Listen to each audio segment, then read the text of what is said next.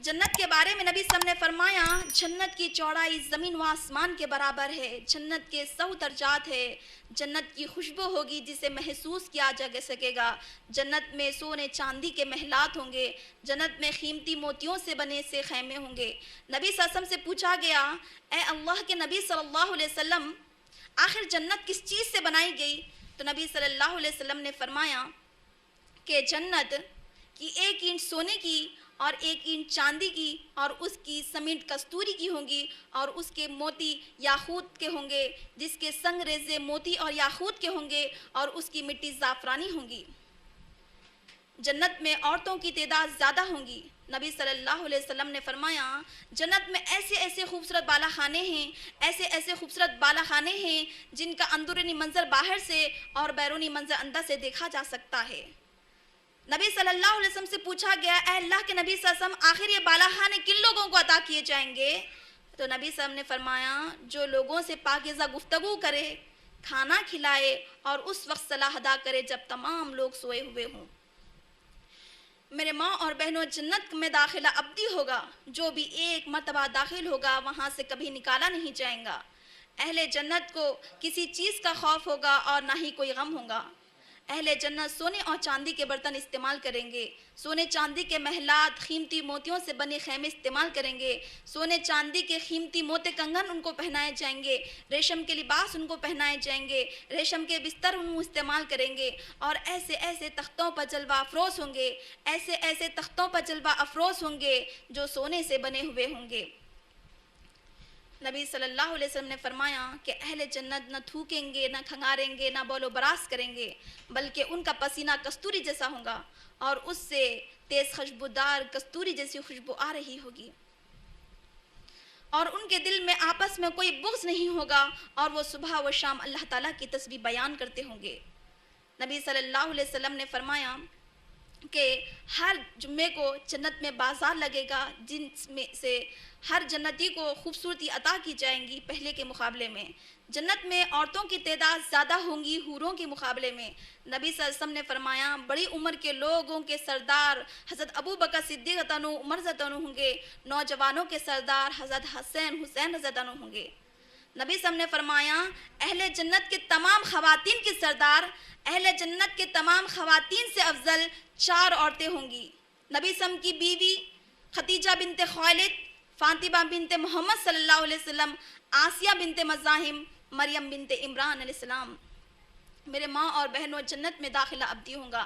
جنت میں ہر شخص کو حوریں عطا کی جائیں گی، جبکہ خواتین کو ان کے دنیاوی شوہروں سے نکاح کرا دیا جائے گا۔ اہل جنت کے خاندان کو باہم اکٹھا کر دیا جائے گا۔ جنت میں ہر قسم کے لذیذ جانوروں پرندوں کا گوشت ان کو کھلایا جائے گا۔ الغرض میری بہنوں، اہل جنت جب جنت میں پہنچ جائیں گے اور جنت کی نعمتوں سے لطف اندوز ہوں گے تو ایک ندا آئیں گی اہل جنت تم اب جنت میں ہمیشہ ہمیشہ رہو گے، کیونکہ موت کو مینڈھی کی شکل میں ذبح کر دیا گیا ہے۔ الغرض میری بہنوں، جب اہل جنت جنت میں چلے جائیں گے، جنت کی نعمتوں سے لطف اندوز ہوں گے، تب اللہ تعالیٰ فرمائیں گے اے اہل جنت کیا تم خوش ہو؟ تو اہل جنت فرمائیں گے پروردگار ہم کیوں خوش نہ ہوں؟ کیا تو نے ہمارے چہروں کو منور نہیں کر دیا؟ کیا تو نے ہمیں جنت میں داخل نہیں کر دیا؟ کیا تو نے ہمیں جہنم سے نجات نہیں دے دی؟ جب پروردگار اپنے حجاب کو دور فرمائیں گے تو اہل جنت کو جنت میں ایسی کوئی نعمت نہیں دکھیں گی جو انہیں رب کے دیدار سے زیادہ عزیز ہو۔ میرے ماں اور بہنوں، پھر اللہ تعالیٰ فرمائیں گے اے اہل جنت فرمائیں گے پروردگار ہم حاضر ہیں، تیری فرما برداری کے لیے ہم حاضر ہیں، ہر قسم کی حمد و ثنا صرف تیرے ہی لیے ہے۔ اللہ تعالیٰ فرمائیں گے اہل جنت کیا تم خوش ہو؟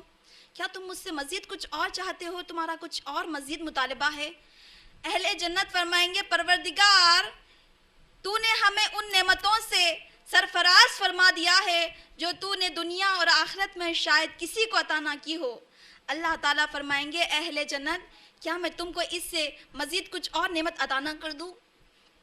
تو اللہ تعالیٰ جب کہیں گے تو اہل جنت کہیں گے پروردگار اس سے بڑی چیز، اس سے بڑی نعمت ہمارے لیے اور کیا ہو سکتی ہے؟ تو اللہ تعالیٰ فرمائیں گے اے اہل جنت آج سے میں تمہارے لیے اپنی رضامندی کو حلال قرار دیتا ہوں، آج کے بعد میں تم سے کبھی مایوس نہیں ہوں گا۔ میرے ماں اور بہنوں، اللہ تعالیٰ کی رضامندی سب سے بڑی نعمت ہے۔ الغرض میری بہنوں، اللہ تعالیٰ نے قرآن مجید میں ہم سے بار بار کہا ہے، دیکھو اللہ تعالیٰ پر ایمان لاؤ، اس کے رسول پر ایمان لاؤ، اس کی تصدیق کرو، یقیناً ایسے ہی لوگ جنت میں داخل ہوں گے۔ میری بہنوں، ہم ہرگز یہاں بیٹھ کے یہ تصور نہیں کر سکتے کہ جنت میں داخلہ آسان بات ہے، کیونکہ میری بہنوں جنت ایک عظیم اور بلند مقام ہے۔ بلندی پر چڑھنے کے لیے مسلسل محنت، جدوجہد اور ہمت افزائی کی ضرورت ہوتی ہے۔ میری ماں اور بہنوں، چند ایسے اعمال بتانا چاہتی ہوں، انشاءاللہ اس پر عمل کرنے سے جنت میں داخلہ ہمارے لیے اور جہنم سے نجات ہمارے لیے یقینی ہو سکتا ہے۔ سب سے پہلے نبی صلی اللہ علیہ وسلم نے فرمایا، ارکان اسلام پر مضبوطی سے عمل کرنا، شرک بدعت سے بچنا، اللہ اور اس کے رسول کی فرما برداری کرنا، اللہ اور اس کے رسول کی فرما برداری کے بعد نماز، روزہ، زکوٰۃ، حج کی پابندی کرنا، انصاف کرنا، لوگوں سے اچھی گفتگو کرنا، فضول باتوں سے اجتناب کرنا، زبان اور شرمگاہ کی حفاظت کرنا، خفیہ اور علانیہ میں اللہ تعالیٰ سے ڈرنا، فخری اور مالداری میں میانہ روی اختیار کرنا، اللہ تعالیٰ کا تقویٰ اختیار کرنا، لوگوں سے اچھی گفتگو کرنا، قرآن حفظ کرنا، پھر اسے مسلسل پڑھتے رہنا حتیٰ کہ وہ اسے یاد رہے، سلام پھیلانا، کھانا کھلانا اور اس وقت صلاح ادا کرنا جب تمام لوگ سوئے ہوئے ہو۔ اور نبی صلی اللہ علیہ وسلم نے فرمایا کہ سید الاستغفار کا صبح و شام ورد کرنا، لا حول ولا قوت الا باللہ کا کثرت سے ورد کرنا، یقیناً یہ ایسے اعمال ہے جن پر عمل کرنے سے جنت میں داخلہ اور جہنم سے نجات یقینی ہو سکتا ہے۔ میری ماں اور بہنوں، جہاں اللہ تعالیٰ نے ہم کو جنت کی خوشخبری سنائی ہے، وہیں دوسری طرف ہم کو جہنم سے بھی ڈرایا ہے اور فرمایا، ہم کو یہ تعلیم دی، وقنا عذاب النار، تم یہ دعا کرتے رہو، پروردگار ہمیں جہنم کے آگ سے حفاظت فرما، جہنم کے آگ سے حفاظت فرما۔ ربنا اصرف عنا عذاب جہنم، اے پروردگار ہمیں جہنم کے عذاب سے، جہنم کے آگ کو ہمارے لیے پھیر دے۔ اللہم انی اعوذ بک من عذاب النار، اے اللہ میں تجھ سے پناہ مانگتی ہوں جہنم کے عذاب سے۔ میرے ماں اور بہنوں، جہنم ایک ایسا مقام ہے جہاں لوگوں کو اللہ تعالیٰ نے سزائیں دینے کے لیے مختلف شکلیں تیار کر رکھی ہے، جہاں لوگوں کو کھانے کے لیے بدبودار درخت توہر کے زہریلے کانٹے ان کو دیے جائیں گے، پینے کے لیے ابلتا ہوا کھولتا ہوا گرم گرم چشموں کا پانی دیا جائے گا، سروں کے اوپر کھولتا ہوا پانی ان کے اوپر ڈالا جائے گا، پینے کے لیے زخموں سے نکلتی ہوئی پیپ ان کو دی جائیں گی، زنجیروں میں جکڑ کر ان کو عذاب دیا جائے گا، لوہے کے ہتھوڑوں سے ان کو مارا جائے گا، ان کے چہروں پر، ان کے پیٹوں پر آگ کے شعلے برسائے جائیں گے، سروں کے اوپر کھولتا ہوا پانی دیا جائے گا۔ الغرض ایسی ایسی سزا دی جائیں گی، ایسی ایسی سزائیں دی جائیں گی جس کے متعلق ایک انسان تصور تک نہیں کر سکتا۔ میری بہنوں، یہ تمام تر عذابات ان لوگوں کو دیے جائیں گے جو اللہ اور اس کے رسول پر تعلیمات پر عمل پیرا نہیں رہے، نبی صلی اللہ علیہ وسلم کی سنتوں پر سے محبت نہیں کرے، قرآن مجید کی تلاوت نہیں کرے۔ یقیناً یہ لوگ مستحق ہے کہ ان کے کیے کی پوری پوری سزا ملے۔ تو اللہ تعالیٰ جہنم کی صورت میں اپنے انصاف کا یہ عالم ہوگا اللہ رب العالمین کا کہ جہنم میں ایسے ایسے سزاؤں سے ان لوگوں کو دوچار کرے۔ میرے بہنوں، اللہ تعالیٰ ان لوگوں کو جہنم میں عذاب عطا فرمائیں گے جو دنیا میں اللہ تعالیٰ کی ہر نعمتوں سے لطف اندوز رہے لیکن نافرمانی ہی کا رویہ اختیار کیا۔ یقیناً ایسے لوگوں کو اللہ تعالیٰ ہمیشہ ہمیشہ والی جہنم میں داخل کر دیں گے۔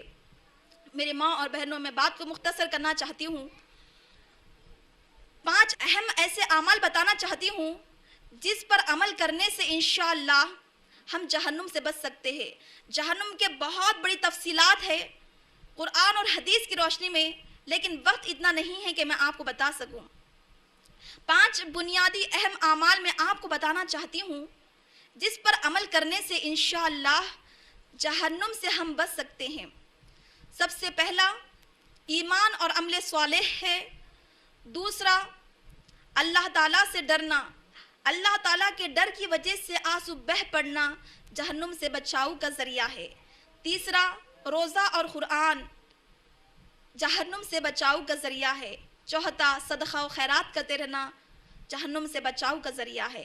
پانچواں اور آخری یہ ہے کہ جہنم سے اللہ تعالیٰ کی پناہ مانگتے رہنا بھی جہنم سے بچاؤ کا ذریعہ ہے۔ میری ماں اور بہنوں، قرآن مجید میں اللہ تعالیٰ نے ہم سے بار بار کہا، دیکھو اللہ تعالیٰ سے ڈرو اور خوب جان لو کہ تم نے کل کے لیے، آخرت کی فکر کے لیے، رب کے سامنے حاضری کے لیے کیسے کیسے اعمال کیے ہیں۔ میرے ماں اور بہنوں، ہر